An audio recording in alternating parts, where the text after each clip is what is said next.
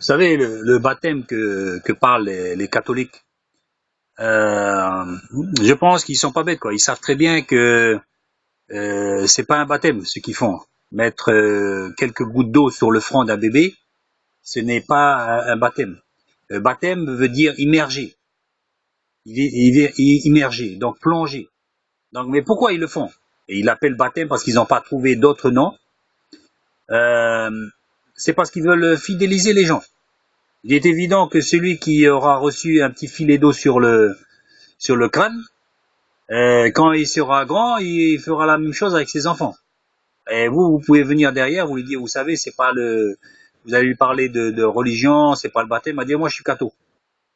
Peut-être il sait pas pourquoi il dit ça, mais il est catho. Bah, c'est un peu une fidélité envers ses parents, quoi, pour dire voilà, on veut pas, on garde quelque chose, un souvenir de ses parents, ils m'ont fait catho, donc c'est comme aller contre ses parents, quoi. C'est plus question de religion, parce que d'ailleurs on voit beaucoup de ces gens-là, ça les empêche pas de faire les 400 coups, euh, de picoler, de faire une vie mondaine, quoi, je veux dire.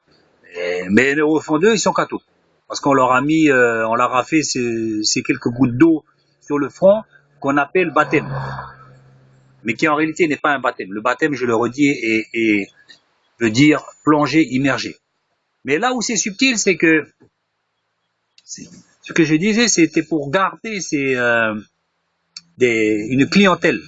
Les catholiques ont fait ça pour certainement pour garder une clientèle. Donc ils gardent une clientèle, ils ont la même mise sur une bonne partie de la population parce que voilà, initialement ils ont institué ces petites gouttes d'eau. Comme ça, des petits ils sont marqués.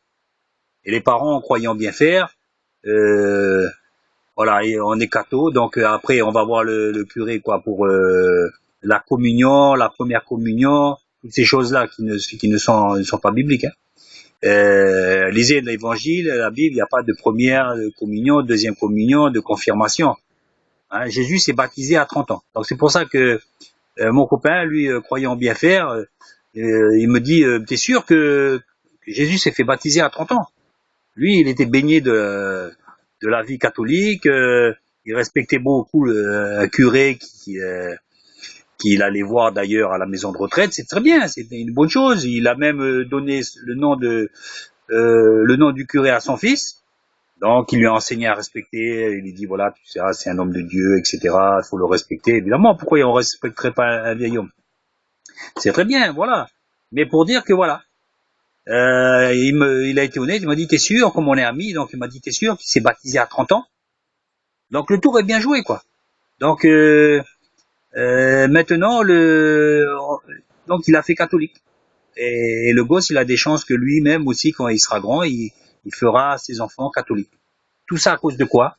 Parce qu'ils ont été marqués sur le front avec ces petits filets d'eau. Alors voilà le truc là, c'est que après, bon, c'est pour ça il faut pas hésiter à parler, de témoigner, pas bêtement, j'allais dire, mais évidemment avec sagesse, discernement, avec amour, avec esprit. Donc il me dit au cours de la conversation, il me dit mais t'es sûr que Jésus s'est fait baptiser à 30 ans? Sincèrement quoi, on dirait franchement ça me faisait même piquer parce que c'est comme si je l'avais refroidi de son enthousiasme parce qu'il me parlait de bon son fils il s'appelait tel nom. Justement, il avait donné le nom à un curé, il avait été demandé la permission à ce curé, est-ce que je peux prendre le nom pour votre fils, etc. Donc par la suite, son fils étant plus grand, euh, il a été revoir le curé et puis pour lui dire qu'il était en maison de retraite, non, le temps a passé, et il dit voilà, tu vois, il faut le respecter, c'est le nom que tu portes, c'est le nom du père, là, comme lui il a appelé le père. Donc voilà, les gens ils sont pris là de père en fils et non ils sont catholiques parce qu'ils ont leurs parents leur ont fait catholique du fait de ces trois petites gouttes d'eau, ce filet d'eau sur le front et donc c'est subtil, c'est extrêmement subtil parce qu'après la personne elle va aller plus ou moins à l'église, elle s'en fout, vous allez lui parler de la religion, ah, vous savez moi je suis catho, quand l'affaire est réglée, j'ai pas envie d'entendre trop les choses là, je suis catholique, on m'a fait catho. Et donc lui par la suite pareil, il va aller voir le curé quand il aura un enfant. Il va lui mettre ces 3 petites gouttes d'eau là, ce filet d'eau. Ça y est, pour lui, ça y est, dans sa tête, il est baptisé. Et ça va se perpétuer. Donc, il fidélise une clientèle. Vous voyez, comme les banques aujourd'hui qui essayent de fidéliser déjà jeunes, de façon à ce que plus grand, ils gardent la banque, quoi. Donc, par l'intermédiaire, le truchement des parents, ils essayent de faire ces choses-là, là, pour fidéliser une clientèle. Et donc, ça marche parce que vous voyez beaucoup de curés, de cathos, de gens qui se disent cathos, donc qui circulent à droite à gauche, qui sont aussi chrétiens que moi je suis pape. Et c'est pas la peine de leur parler de religion. Non, moi je suis. Mon copain, il a eu du fait qu'on est copains, c'est normal. Il a eu l'honnêteté de dire, t'es sûr il a été baptisé à 30 ans. Donc baptême, je dis, c'est plonger, immerger. Et pourquoi à 30 ans? Jésus l'a attendu à 30 ans. Hein?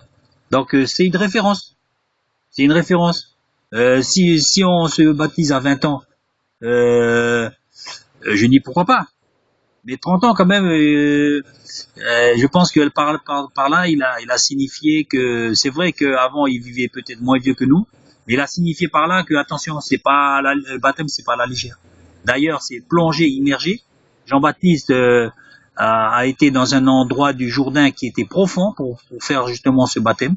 Baptême veut dire, lisez dans le dictionnaire, immergé, plongé. Donc on peut pas plonger.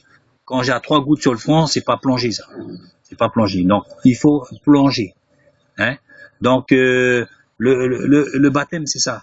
Jésus a signifié par cela que le baptême, c'est quelque chose de très important. On prend pas ça à la rigolade. Il faut savoir rejeter le mal. Comme lui l'a fait, Jésus aussi a rejeté le mal. Il a fallu qu'il lui-même aussi rejette le mal. Et puis qu'il se convertisse, se repente, puisque Jean-Baptiste lui dit produisez des fruits dignes de la repentance. Et donc il est venu prendre ce baptême.